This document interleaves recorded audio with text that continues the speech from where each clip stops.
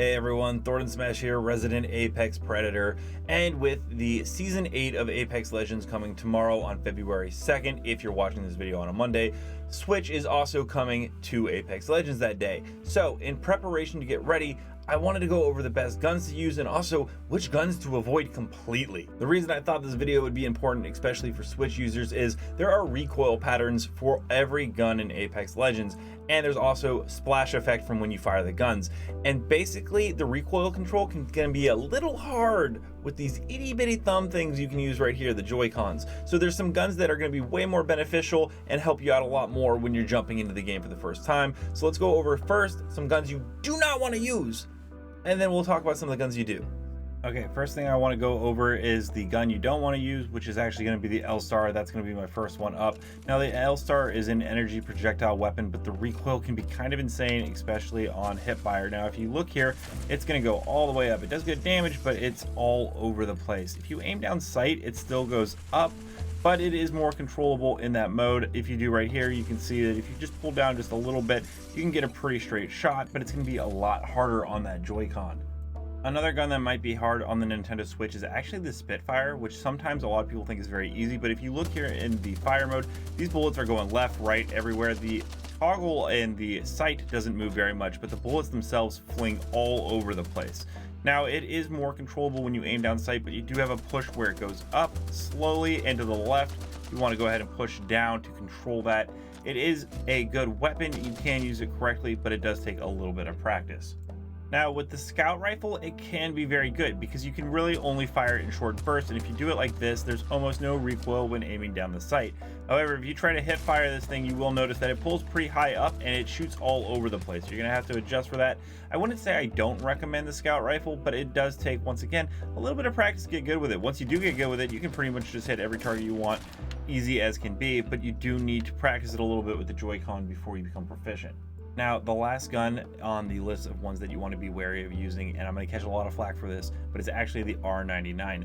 Now, the R99 can be an incredibly good gun, especially up close. However, if you look at its hipfire, it pushes up almost immediately, so you're going to need to control that. It does the same thing if you aim down the sight, but even more. It's an SMG, so you have to be pretty damn close, especially on the Switch, to make these bullets count. Otherwise, it's going to go whizzing right over their head.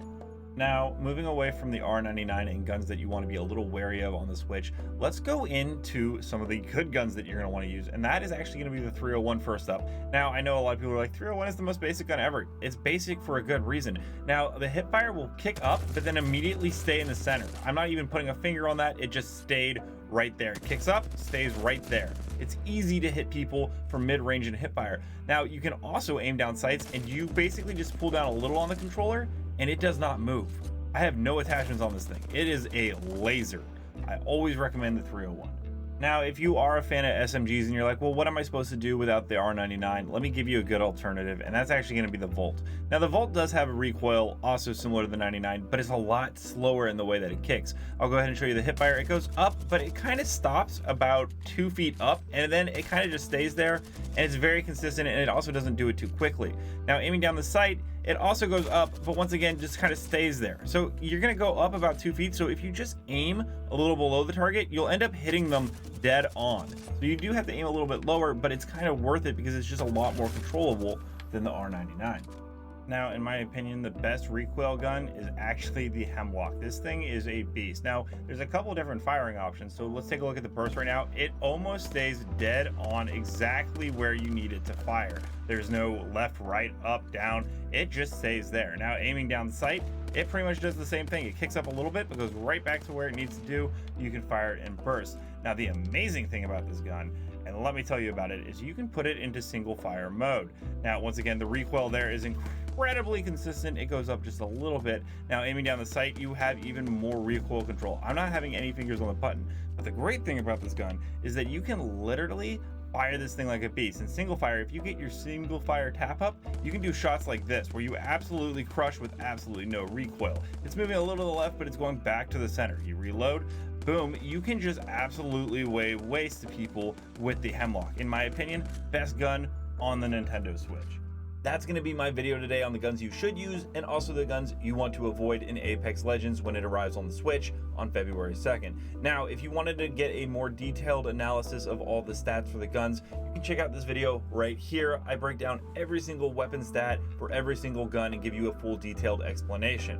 If you guys ever want to play some games, I do open lobbies on Twitch every single morning, so go ahead, drop by, and I'll play some games with you guys on the Switch or on regular console. Until next time, Legends, keep slaying in the Outlands, and I'll see you in Season 8.